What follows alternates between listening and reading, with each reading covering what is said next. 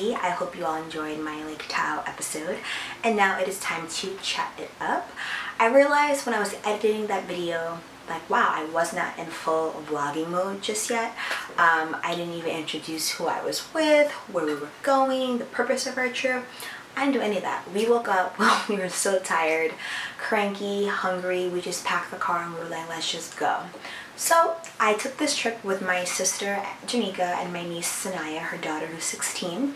And the trip came about because I already had plans to go to Las Vegas and to South Carolina with my family, and my sister had plans to go to Florida and to Nicaragua to celebrate my niece's 16th birthday. That fell through because of COVID. So one night I was at her apartment and we were just like, okay, how can we somehow mesh these two things together?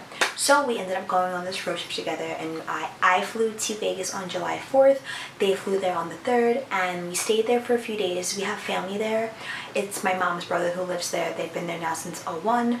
Vegas is my favorite place in the world. I love Vegas. I go there all the time, and I literally cannot wait to live there one day.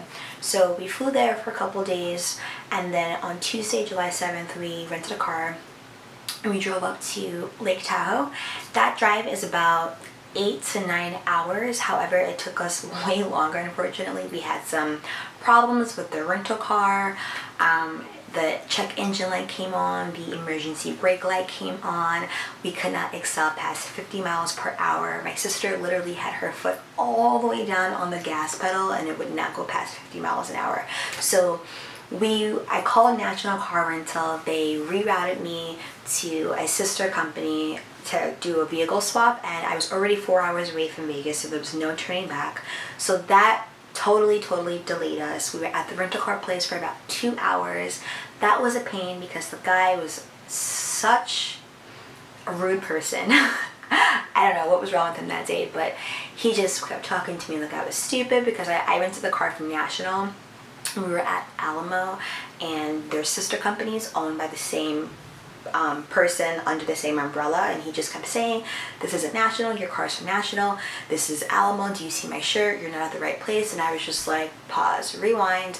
The lady was on speakerphone, she could hear him yelling at me. I don't know who talked to him, I don't know what supervisor put him in check, but he came outside and he was way nicer to me. He moved the luggage into the new car, he gave us water, gave us hand sanitizer, and I was like, cool, like this is how nice you should have been from the beginning. So that was a pain, and I was just in such a terrible mood, and I was not recording because I just wanted to get to Lake Tahoe, and we didn't get there until 9 o'clock, so we lost an entire day and wasted it because we had car problems. So that was very frustrating, but we eventually got there. Now I want to talk about the hotel and where we stayed and all the activities, and then I want to give you my feedback and some tips for what I would recommend if you were planning to visit Lake Tahoe. So we stayed at the Hard Rock Hotel, and we picked that place because it was a name brand that we knew, and it was a really big hotel, really nice, large casino there, a nice area on the front where you can be outside with fire, so that was really helpful at nighttime. I probably would not stay there again, only because the next time I visit Lake Tahoe, I am planning to go with a group of people and maybe rent out a home or something, so I don't think that I'll be staying at a hotel next time I visit, and if I am, it'll likely be Basecamp, not Hard Rock. We also had some problems with our room. The first room that we had, the toilet was leaking and we had to switch rooms. So then they switched our room, and then we got to that room and the shower wasn't working. So they ended up comping us a night, which was nice because we had all these problems with the room. And then because we got to Lake Tahoe at 9 o'clock at night, I was very disappointed by that because we had lost the day. So we ended up booking a third night, and we did not book at Hard Rock, which I was annoyed about, only because like we booked the third night somewhere else before we found out that we were getting a night comped. Otherwise we probably would have stayed at Hard Rock again, but in the moment the price was way too high and out of our budget. But again, we didn't know what was going to happen, so we ended up staying at a place called Alpine Inn and Spa, and this was like it was a small hotel, and it was one of those hotels where like when you walk out of your room, you're outside. So in the middle was a courtyard and a pool and everything, and I probably will not stay here ever again if I go back to Lake Tahoe. When I go back, I will not be staying here. It was just really old. The room just had like a really hot, musty smell to it. I got in and I was like, oh my goodness, I need to spray my Febreze. It just felt really old and outdated, and the check-in process was super annoying. The guy couldn't find my reservation. He didn't know which room we were supposed to be in. He looked like he was lost at the front desk. Like it was just strange, and we did it because it was super last minute and the price was really good and we just needed someplace to sleep.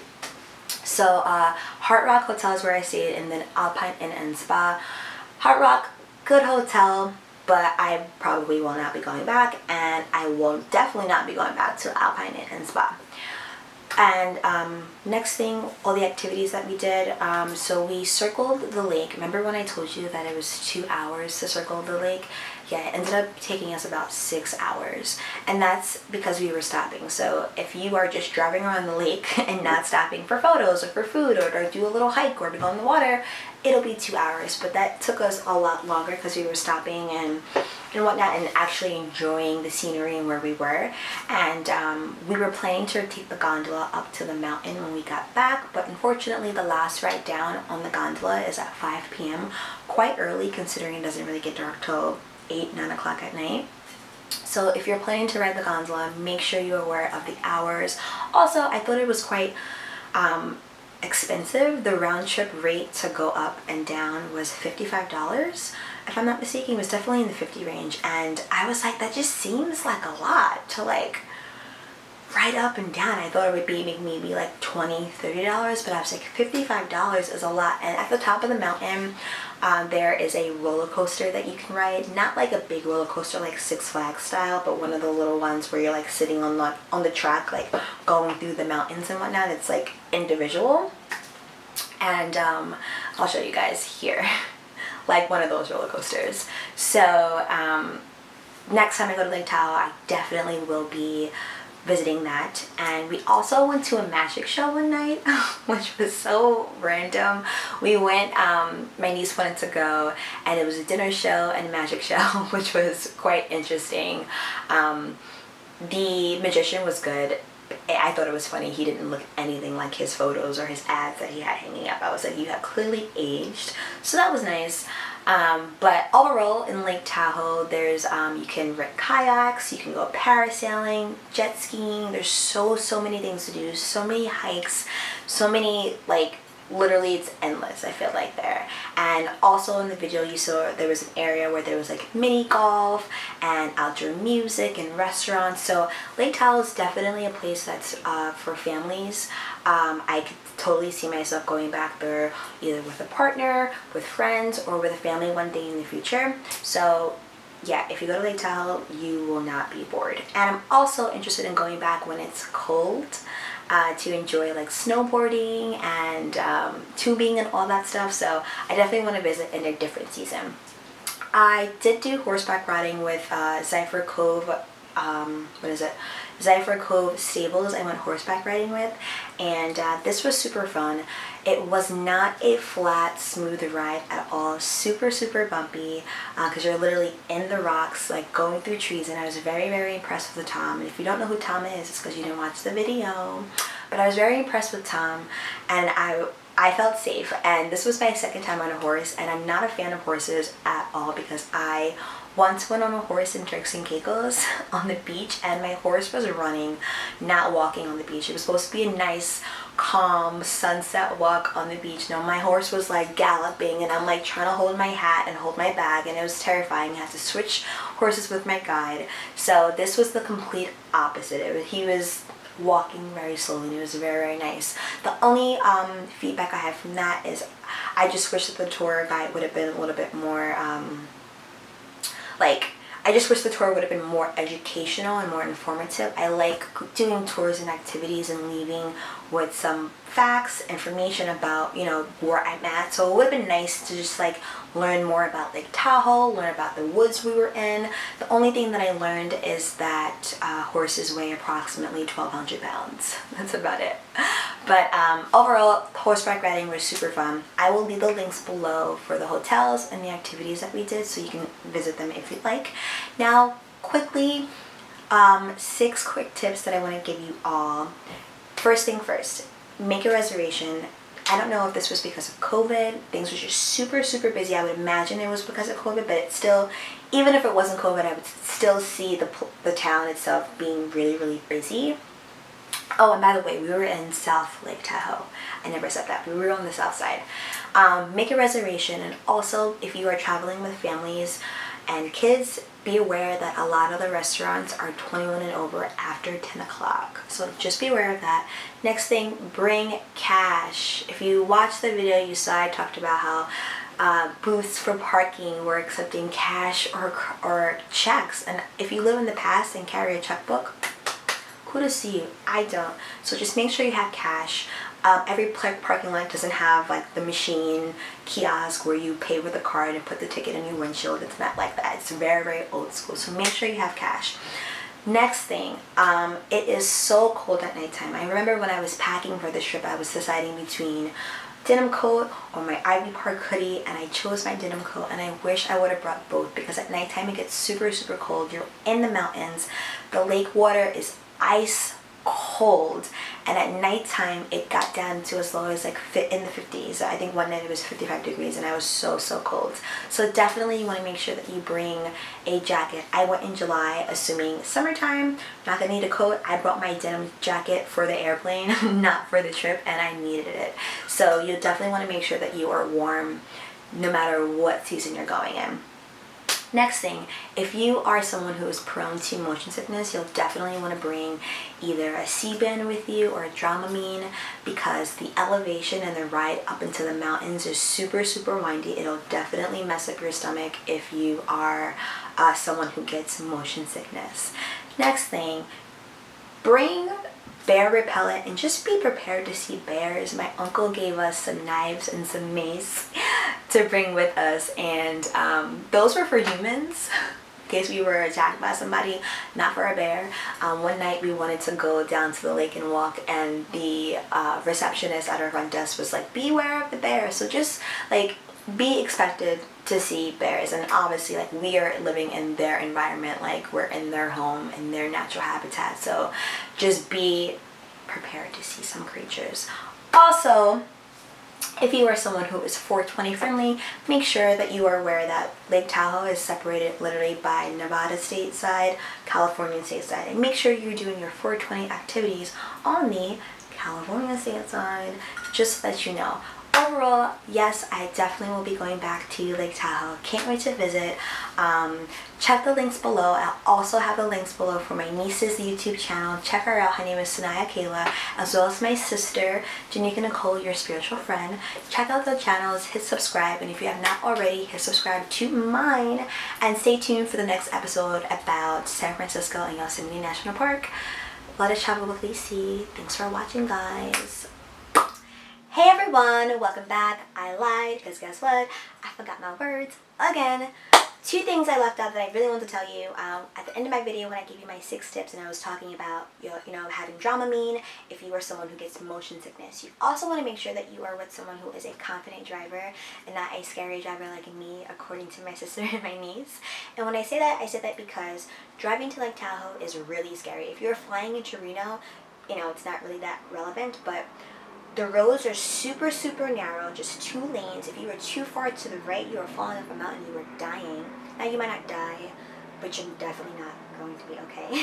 And that worries me when I think about going back to Lake Tahoe in the wintertime, when there's snow on the ground, ice, slushy, slippery roads. Like, the last thing I want to do is be driving and fall off a mountain and die. Like, I don't want those types of tragedies. So you definitely want to make sure that you are with someone who is confident behind the wheel. Also, driving at nighttime is really scary as well. So just beware. The drive is a little intense. Second thing that I forgot to mention, when I talked about going back to Lake Tahoe and going with a group of people and staying in a home, I just cannot wait to go back to Lake Tahoe with some just like beautiful black people, because there just was not a lot at all. And that is something that I definitely notice when I travel, and I'm sure other people notice that too for their nationalities, people who are non-white, just like how diverse a destination is when you travel.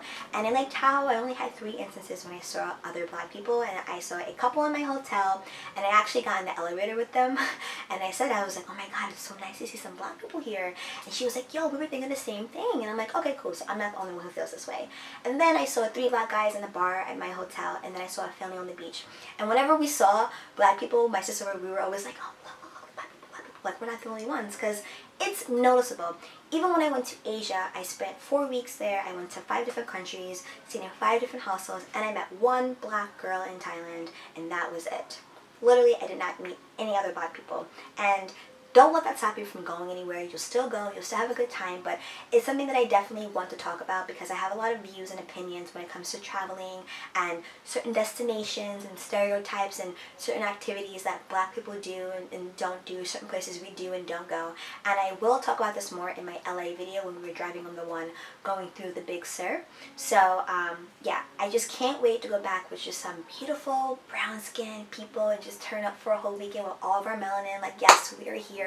We like to travel, we like to be outside, we are adventurous, we like the outdoors, we like these activities, and we are here.